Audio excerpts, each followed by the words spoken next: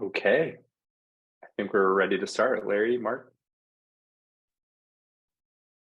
perfect. Hey guys.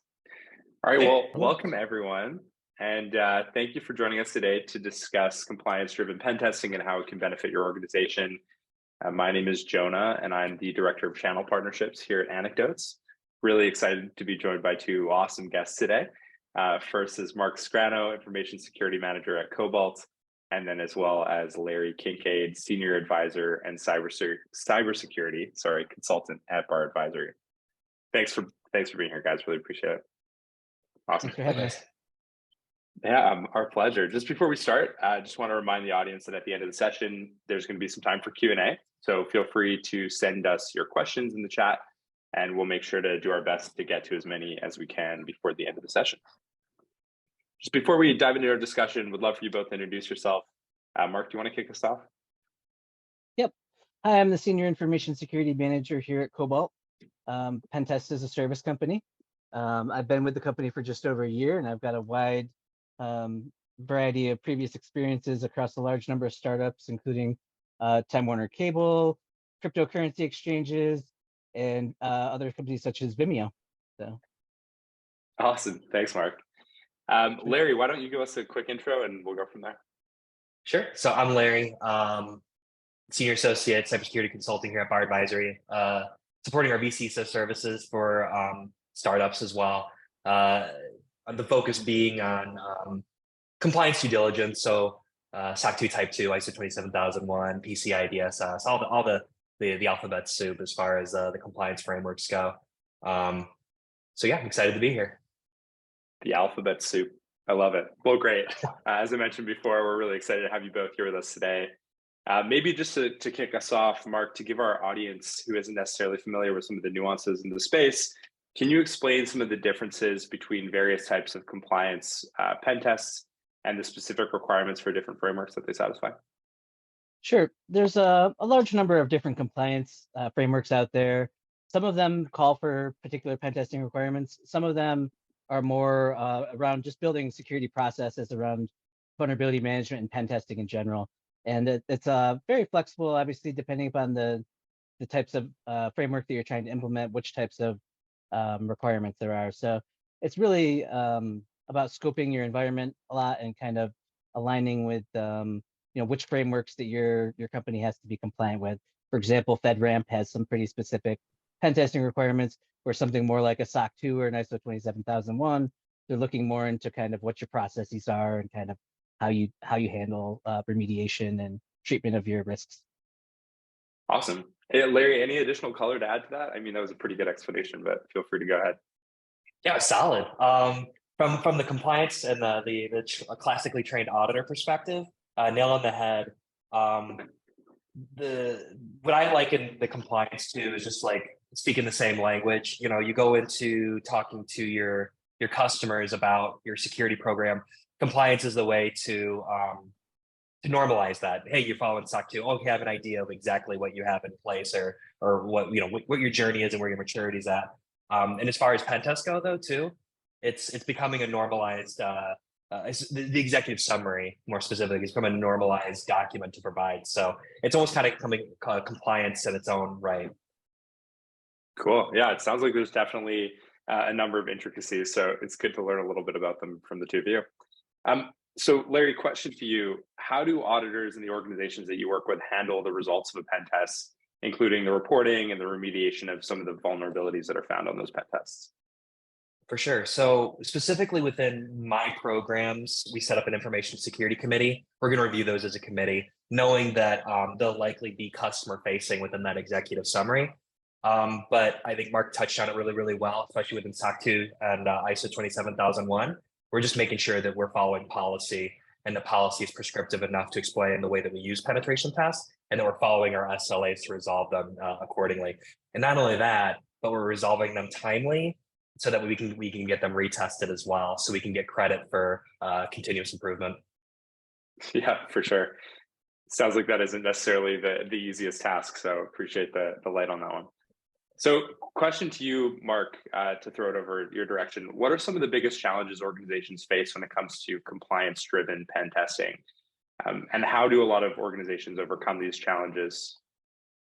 I think one of the bigger challenges is obviously getting alignment with all the teams that are going to be required to collaborate on the resolution of some of these things.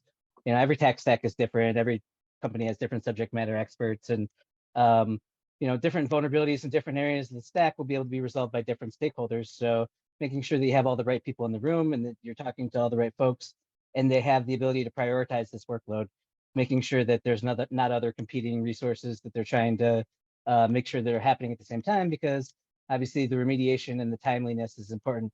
Like you said, if you know, especially when you go through Cobalt pen test program, like if you want to get your stuff retested, you have a limited amount of time for us to come back and do that. So you know, it's got to be within the scope of your contract and the time frame. So if you want that retesting done and you do want to have that remediated, you just got to make sure all the right players are there and that everyone has, you know, their plan ready to take action when the first vulnerabilities start coming down the pipeline to you. Yeah, for sure. Larry, what's your take on that? I'll add two from, I guess, the prioritization standpoint is that I put penetration testing and the control itself on such a high pedestal because it's like almost, I wouldn't say it's check the box proof, but like it's really telling if you are checking a box versus actually leveraging penetration testing into your vulnerability management program and meeting the spirit of what it's actually supposed to be providing. Yeah, for sure. Well, thank you both for those answers. So next one that I'd like to start off on here is, how do organizations balance the need for thorough pen testing with the constraints and challenges of budget, time, and resources? You know, the classic question that all businesses are asking these days. Larry, you want to kick us off there? Yeah, it's I think it's a problem across all industries that I've at least dealt with, and especially for those that are highly regulated. But it's really based on risk and threat modeling. You want to focus on the areas that matter, and get the assurance that that you're doing the right things and that things are operating the way they need to. I'll add to that though too that the risk and the threat modeling, the penetration test inherently has that storyboard element. Whereas you have a vulnerability scanner and you got a list of all these vulnerabilities, and you're like, okay, well, I guess I'll base it on CVSS or like try to focus on specific like domains or you know what I mean. Like it's so much harder to prioritize when you have just a list of vulnerabilities that are just nameless and riskless beyond CVSS. Penetration testing adds a story to it, and you're able to see what's exploitable and actually feel, you know, okay, if this were to be properly exploited, what does that mean to my business? So that's where I guess the prioritization comes into play. Yeah, absolutely. And I think that certainly adds another component of being able to strategize around the results of a specific pen test, is actually obtaining that story as opposed to just like a list of vulnerabilities that need to be remediated. So totally get that. Mark, what's your take on that? Yeah, I would add that, like, I think, you know, pen testing, a lot of people think about it as like something that you do once a year and it's a checkbox exercise and it's just to get the thing done. But really, I say pen test early and pen test often, because the more eyes you have on there, you can reduce the scope of your pen test. You can do smaller pen tests. You can focus in on the most recent changes, you know, what's new in the application, or you're rolling out new features, different things like that. And those are easier to scope. You can keep them smaller, keep moving and continue to test through the year, versus having this one big test all rolled up with everything in scope. And then everybody's expected to remediate all of these findings all in one sitting. It's not a fun exercise for anyone. So I would say pen test early and pen test often. Yeah, and I really like that sentiment of early and often. I think we hear that come up a lot as it pertains to I think to compliance as well. And that really takes us to our next question, shifting the conversation a little bit. Mark, are you able to talk us through a little bit about how you see the relationship between pen testing and compliance, and why it would be important for a business to prioritize both equally? Yeah, I mean, compliance ultimately is making sure that you've got a holistic program and that you're hitting all the areas. Pen testing really drills down into the details of each of the implementations and looks, you know, how you have things set up, how are things configured, and as a real human element, thinking outside the box. A lot of times when you're putting these things together, you know, you see the big picture of what you're trying to build, but you don't see all the little nuances of all the different tiny integrations and all the things that go together. And sometimes when you start putting those things together, you can start doing weird things, and things that are unexpected start happening. And That's where things get really interesting, especially from the pen tester perspective. You start thinking outside the box. Somebody sees a weird angle. You have this weird payload that you can insert in a weird place in your application. All of a sudden, before you know it, because of that, XYZ happens, and then the kill chain continues, and somebody's into your database before you know it. Yeah, absolutely. Larry, what about from the audit and consulting side of the house? Like, how do you see it?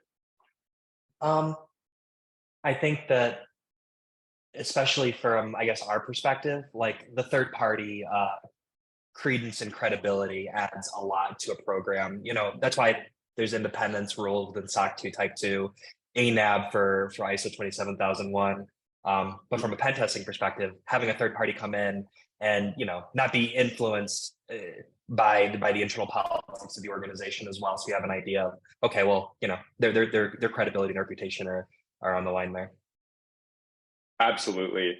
And when we're talking a little bit about compliance and pen testing, a big thing that comes to mind for a lot of organizations these days is how to continue driving growth and also increase resilience. And I think coming to our next question, Mark, and maybe throwing it over to you, how does advanced pen testing and compliance automation type capabilities help to improve a business's overall security posture?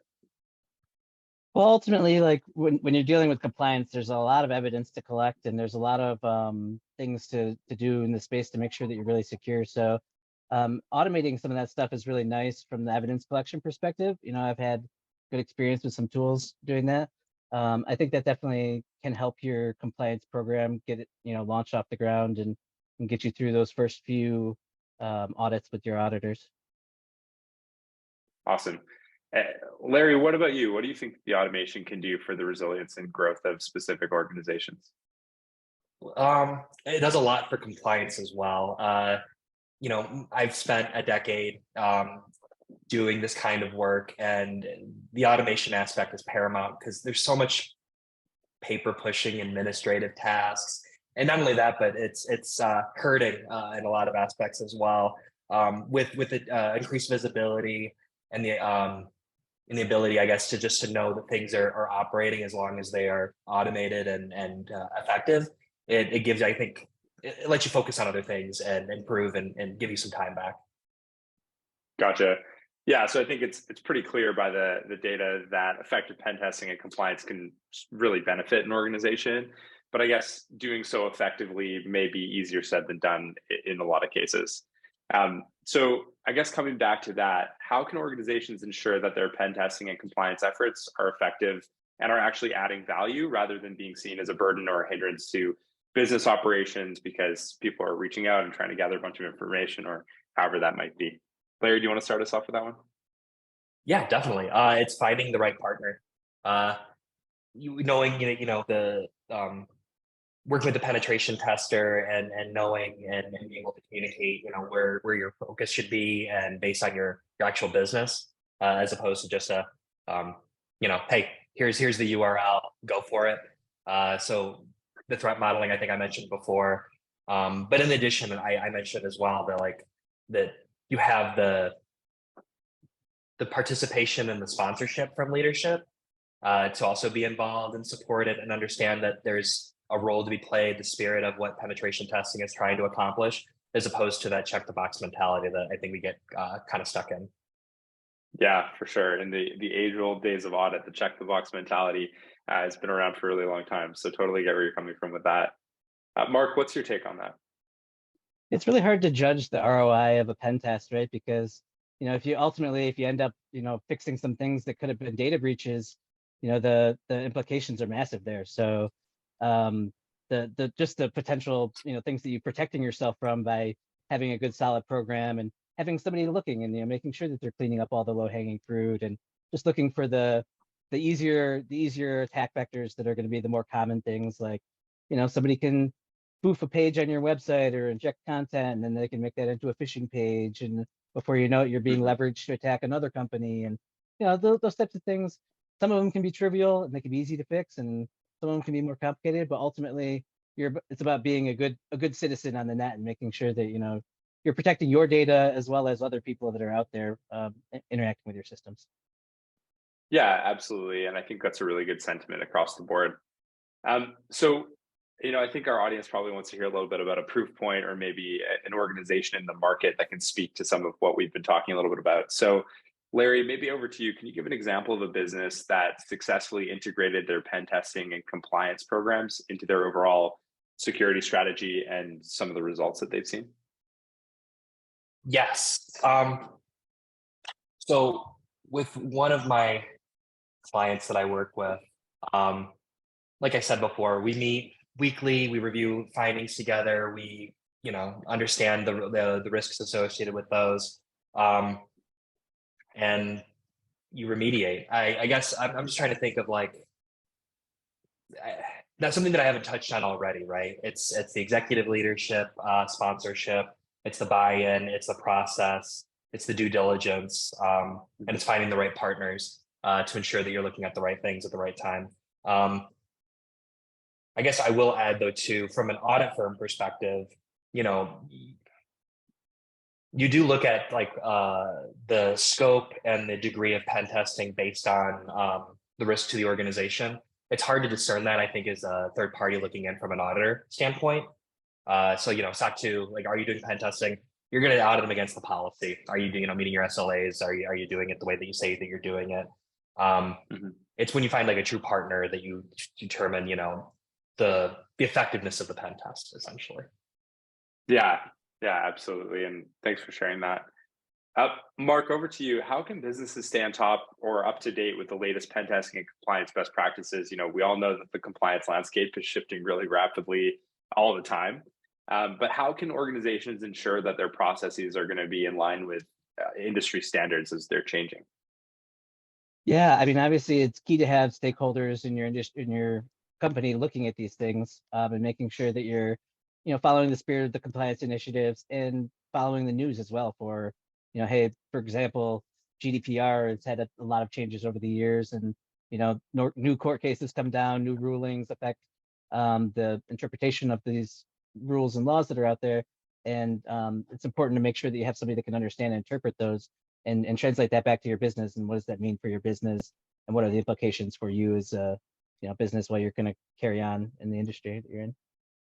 Yeah, absolutely. And sorry, I'm just getting notifications here. I see we've already gotten a few questions from the audience, so please keep sending those our way. Mark, maybe back over to you on that. How can businesses effectively communicate the results of their pen testing and compliance efforts to the various internal stakeholders, customers as well, and even regulators? Yeah, obviously for the customers and stuff, those executive summaries, like we were talking about earlier, tend to become pretty standard pieces of documentation that get passed around from company to company. Internal stakeholders can obviously get a little more detail. Some of them you want to engage in a higher level review of the details of some of the vulnerabilities, talk about strategies about how you can mitigate these types of vulnerabilities from either occurring in the future, or what kind of guardrails you can set up for your developers to potentially protect and detect, these types of things as you go on. And then obviously, for the compliance audit firms and stuff like that, making sure that you've got all your ducks in a row when it comes time for your audit, and you've got all your evidence ready for the auditors, really makes the process go a lot smoother there. Yeah, for sure. I think streamlining communication's been a troublesome thing in the audit profession for a really long time. But Larry, would maybe love to get your take on that as well, if you want to shed some light. Yeah. I alluded a little bit to it earlier, but that executive summary for external stakeholders, I fill out customer questionnaires a lot, so I get a good feel for kind of the expectations and the best practices. Some over ask for things, some under ask, but at the end of the day, I do highly value that executive summary or that documentation that you can provide to customers. And with that being said, I will pitch my concept of the security package, is what I always refer to it as. But there's a lot of players out there like Conveyor, SafeBase, TrustPage. There's a number of them that I've worked with that help you highlight and spotlight, the maturity of your security program in a proactive way. And then I guess I'll even add to that it's kind of on your customer success and your sales to be confident to speak to that as well. I'm going to be pulled into a lot of conversations in that respect. I know that, but to have them know enough to be able to speak to it, it highlights volumes as far as where you're at as a security program. Yeah, for sure. And sometimes that can be a tall order expecting them to know, but I think it should be table stakes. I completely agree with you.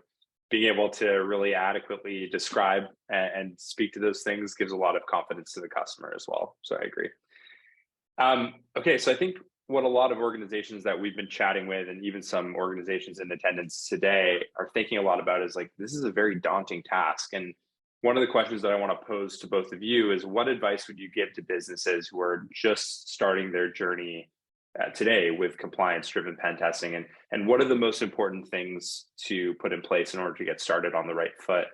Maybe Larry, we'll have you start us off, and then we'll kick it over to Mark. I guess ripping off the Band-Aid and just doing it. I think, and I think it's really industry specific though too, but like people are worried about, oh, what if you find things? Well, what if you don't? Like just because you don't see it, hear no evil, see no evil, doesn't mean that it's not there. So finding the appropriate pen tester, whether that's through some kind of accreditation or knowing what standards they use, the OWASP, ASDS, for example. But just going for it. It's the value is that you're going to be more secure and have visibility into your program more. Because it's more than just resolving the vulnerability that you have and that you see on paper. It's also thinking about how that vulnerability got there in the first place as well. So it can also help improve your software development lifecycle as a whole. So rip off the Band-Aid, just go for it. Rip off the Band-Aid. I love it. Mark, what about you? Yeah, I like that sentiment. I mean, rip off the Band-Aid is a pretty good approach to getting in there and getting started. Obviously, making sure that that you can organize and plan as well is important too. Like when you start detecting these things, it is a little bit about how did that get there? What can we do better next time? How can I improve the processes to really, not only detect these things, but prevent them from happening in the first place? What kind of tools could have detected this? Could a static scanner have detected this in our code? Could a dynamic scanner have detected this at runtime? Is it a vulnerability that was introduced due to some software that we've included into our packaging, and we just need to, be monitoring our supply chain a little better and patching a little better on some of those libraries that you're using internally, things like that. I think those are really going to give you the visibility into where your weaknesses are when you're doing pen testing, and then you can use that to take those reports and turn it into your advantage. Start making that your strength. Say, hey, this is an area where we're weakened. We need to focus here, and actually really use that to leverage the internal conversation to move the needle forward at your company. Right. Absolutely. Mark, it's something you mentioned earlier to kind of build off what you just said though too, is pen testing often. When you do find something, how long has it been there? And whether or not it's been exploited. And if you're doing it annually, 365 days, right? That's the exposure point. So doing it often, and I think even more so, like when you do even get a list of your findings, is to think through like, okay, is this, it's exploitable, but for how long, and doing some investigation into whether or not it's something that you should be worried about. For sure. And I think going back to our conversation around streamlining communication effectively, I think one of the biggest challenges for a lot of organizations historically, in GRC has really been siloed communication, siloed between IT, siloed between legal, siloed between risk management. And one of the things that I'd like to pose to the both of you is talk us through a little bit of the role of collaboration and communication between these different departments in creating a successful compliance and pen testing program. I think we can all acknowledge that there needs to be collaboration and something of a unified risk language to be able to understand what these findings actually mean. So we'd love to get both your takes on that. Mark, maybe you want to start us off there? Sure. I'll say, I think obviously getting everyone involved and sitting down and talking about risk is important. Having a risk register where you keep all of your data tracked in one place is very important. That way you can see who's treating which risks, who's handling which aspects of it. If there's anything that needs feedback from a different department, if it's all written down right there, it gives them an opportunity to kind of review what you've done and review the data that's there and kind of collaborate with you a little bit better. I think having all those stakeholders involved in regular recurring risk review type meetings is good. I mean, it's a good process to kind of make sure that these things don't linger for too long and that they do get addressed in a timely manner. Setting those stakeholders in the room together, getting there, hashing things out definitely is the kind of the way this worked for me in the past. Mm-hmm. Larry, how about you? What are your thoughts? Well, it's kind of hard like not to use vendors when you're talking about things like this, but nameless task tracker, Jira, Asana, Trello, it doesn't matter to me. I try to be agnostic as long as it gives me an auditable way to see, when findings occur, when they're resolved, even dialogue around it. We find that really, really helpful when talking through with the information security committee, because we bring it up during meetings, the weekly meetings, we talk through it, but language can get lost, meetings can get lost. Larry, what did we talk about last year? When it comes down to something like one of those trackers that I mentioned to you before, or something similar, you have a very, very good understanding of where you're at as a program. Not only that, but you can also pull metrics as well to see, what that looks like ongoing. So not only from a penetration testing perspective, but your overall vulnerability management program. Yeah, absolutely. And that makes sense to me. I think as long as we can create unity and being able to have those conversations across the board, it can definitely help not only increase internal communication, but also how we present that information externally. Okay, so just one more question from me before we get to the questions from the audience. How can businesses ensure that their pen testing and compliance efforts are aligned with their overall risk management strategy? And I think adding on to that, how can we ensure that these risks are prioritized at a business level as well? A lot of the times IT or risk managed parts of the organization are thinking a lot about the importance of these specific risks. How can we help other business units also prioritize these risks? And Larry, maybe I'll pass it to you just to start us off. Yeah. So twofold. I'll start with, I think, just like the predominant focus when it comes to a lot of the compliance is external stakeholders, mainly customers, potentially regulators, but it's understanding what their needs and expectations are. They'll tell you exactly based on the industry what they perceive as risks. And then it's also communicating that and then gauging their expectations that way as well. So that helps kind of facilitate, at least again, from my perspective, from a security perspective, your customers are going to tell you what to worry about in a lot of cases. But then from an internal perspective, I mentioned that security committee before, typically sponsored by a CTO or a CISO. You're going to have hopefully a VP of engineering or a director. You'll have, the IT managers, but HR and operations should also have seats at the table there to add perspective and understanding of how does this affect the business as a whole. We can sit in our box and think, well, the CVSS score is this or this is that, but they'll tell you and communicate, well, this is what either, our customers worry about, or this is what keeps me up at night. I'd rather you focus on this. It's making sure that you have that dialogue and those kinds of relationships with your business. Absolutely. Mark, what's your take on that? Yeah, there's a lot of nuances there. Obviously, you have to make sure that the right people are looking at the right things, and obviously each department was going to have their own inputs on things too, right? So the legal department may have a view, and like you mentioned, even having those other stakeholders at the table when you're having those compliance initiatives and conversations, it really gives you the ability for everyone to kind of give different set of eyes and different type of opinion on what the real risks are and what the concerns are that that their department sees as well. Because looking at things from a purely technical perspective, you may only see, like you say, what's in that CVSS score and not look into the implications of what's behind it. But really the risk is, how does that technical thing impact the business at the end of the day? So getting those stakeholders to kind of all give their feedback and input there is kind of critical to aligning on how you're going to treat the risks, how you're going to manage the risk moving forward, which risks can be accepted, which risks have to be, avoided completely or fully mitigated. There's a lot of different types of businesses, and there's no one size fits all solution at the end of the day to how you're going to treat your risk, but making sure that it does work well for your business is the key at the end of the day to implementing compliance, pen testing, anything. Just making sure that it you're not trying to plug a square peg into a round hole type thing. Yeah, absolutely. And I completely agree with both your perspectives on that. It's a changing landscape. I think the risks are changing as well as the compliance objectives and some of the various requirements from the framework. So it's important to be agile in your approach and be able to figure out how to actually tackle these things as they come up and also make them make sense to the business. Okay, perfect. I want to move to some questions that we got from the audience, but before we do, I'll just say that if we don't get to all of them, we will certainly do our best to get you answers, and you can feel free to reach out to us about them after the webinar. So our first question is, let me just pull up the little tab here. How does the role of pen testing and compliance change in the context of emerging technologies, such as cloud computing, IoT, and AI? Mark, you want to start us off?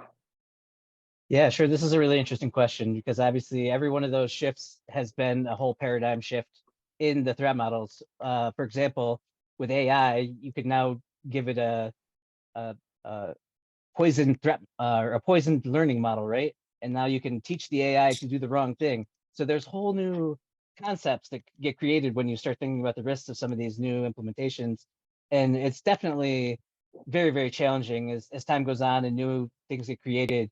There will definitely be new threats, new attack vectors, and new things that we all have to think about. Yeah, absolutely. Larry, anything to add there? I think, and from a positive note though too, I mean, yes, there's definitely like the shift and the threat, but then there's also the idea that there's shared responsibilities typically now. You know, compliance, I think half of it, probably more than half, 90% of compliance is accountability.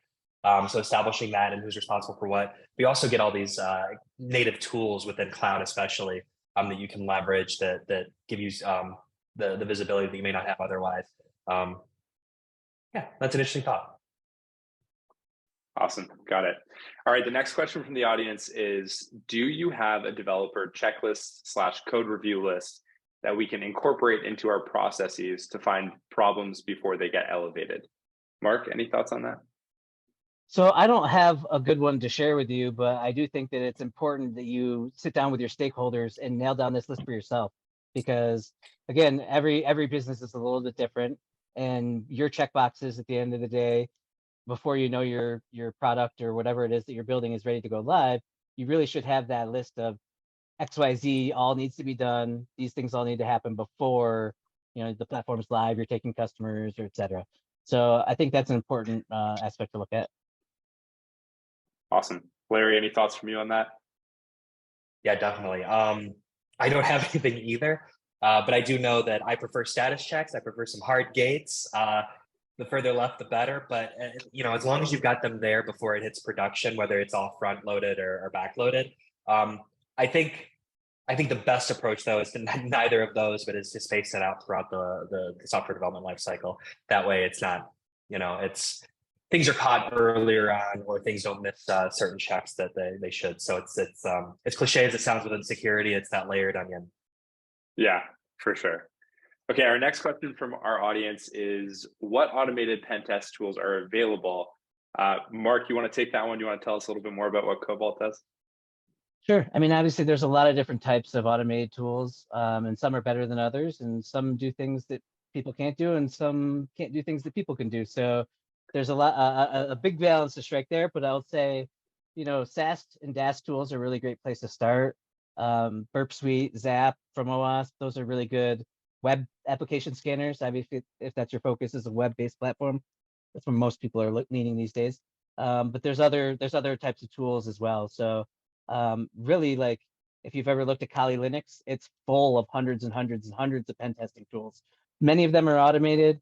Many of them can help find things, but there's also a huge list of vulnerabilities and types of vulnerabilities that will never be discovered by a scanner because they abuse business logic or they abuse things that are not easy to automate. Good example is an indirect object reference. If you're familiar with the OWASP top 10, indirect object reference is something that's, it's a business logic error in your code where you're accessing somebody else's data basically because you're failing to do a correct authorization check before you allow that piece of code to reach into your database and either make a change or do something to that effect. So there's definitely things that the automated scanners do well, and then there's definitely things that they don't do well. So you got to have a balanced approach there too, and kind of look at, you can mitigate certain types of vulnerabilities, but not all vulnerabilities with automated tools. For sure, absolutely. And Larry, not sure if you have anything to add there, but feel free to if anything comes to mind. Duly noted, echoed. It's the layers. if you rely too much on one control, it's essentially a linchpin to, you know, the control itself. So you want to ensure that there's various mechanisms in place to give you that comfort and that visibility, with costs in mind as well. Yeah, absolutely. All right, the next question comes to be, what role do ethical hacking and vulnerability management play in maintaining a strong compliance and security posture? Larry, you want to start us out there, and then we'll give it over to Mark? Yeah, I mean, it's a good segue. They complement each other. You know, it's one's going to find something that the other may not. And one adds a story, one gives you a full list. I mean, it's all about balancing the two. And again, I think, as we discussed before, it's understanding that risk in the context of the business that you are conducting. You know, highly regulated business versus a not so highly regulated, like, things are going to look very, very different. They may have the same vulnerabilities, but they're going to have a different prioritization to that. So they complement each other. For sure. And Mark, what are your thoughts? Yeah, I would add that, you know, pen testers is that extra set of eyes really that kind of jumps in and starts looking over your shoulders, and they really help you out, like making sure that your compliance efforts were focused in the right place and that your implementations were correct, right? So, you know, you can build this beautiful the sculpture thing, whatever, and at the end of the day, you just see the beauty in it, but you don't see, you know, maybe the small imperfection that could cause it to crack under the skin, or, you know, something like that from, you know, some vulnerability that's basically hidden, that's, you know, not on the surface. So ultimately, you know, getting those extra people looking at your code and your systems and the way they're set up really helps kind of add additional assurance to those compliance controls that, you know, you're putting in place to implement that level of security that you're looking for. For sure. All right, I see that we have a couple more questions, but unfortunately, that's all the time we have for today. Right before we finish, any last words of advice from either of you on how our audience can leverage compliance-driven pen testing to drive business growth and increase resilience? From my perspective, and again, I think, like, where I've really cut my teeth is setting up security programs that, you know, address security, but also meet, you know, are led by compliance. They help demonstrate the maturity of your security program. At the end of the day, it's, you know, the spirit of security is to protect your data and meet your customer commitments, but a lot of it is being able to show your customers that you're able to do it in an effective way. So, absolutely. Mark, how about you? I think just establishing that feedback process in your company and getting, you know, feedback early and feedback often from your security program is really important, because nobody likes to bolt security on after the fact. And if you kind of wait and you put it off, it's just going to make for a costlier implementation later on down the road. And it's going to be very painful when people are used to a certain way and then all of a sudden things have to change. So really baking those processes in from the start, it stops a lot of that human pushback that you're going to get for changes, right? So putting it in when you kick it off is really going to give people less opportunities to push back against what you're trying to do. Absolutely. Can I add that to that too? Mark made me think of something as well, is that the security has often been kind of this whole, like, set it and forget it mentality. It's a continuous process, you know, it's continuous improvement. The program itself and the governance of it, the idea behind it is that you're constantly improving and maturing your processes. So I agree, you set it up early. And I mean, even again, you know, baseline compliance driven, you might start by checking boxes, but as you go and as you improve, you start thinking about how it actually can benefit your business. Yeah, I like that. Awesome. Well, thanks, guys. I think if I have one takeaway from this this webinar here today, it's early and often, as early as you can, and as often as you can. That's all the time we have for today. I want to thank our incredible speakers, Mark, Larry. Thank you so much for joining us. You've definitely given everyone a lot to think about. And yeah, thank you everyone for joining us today. And I wish you all a great rest of your day. See you next time.